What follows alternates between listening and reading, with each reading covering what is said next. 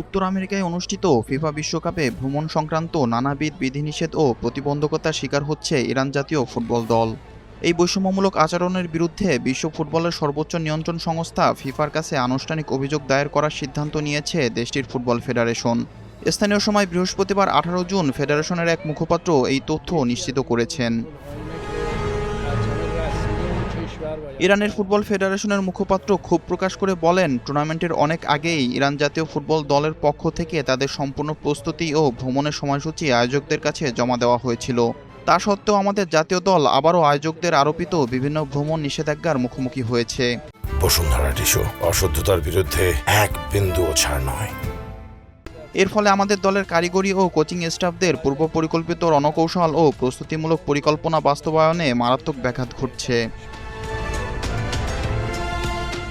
রাজনৈতিক কারণে Iran football দলের উপর এমন বিধিনিষেধ চাপিয়ে দেওয়া হয়েছে বলে ধারণা করছেন ফুটবল সংশ্লিষ্টরা।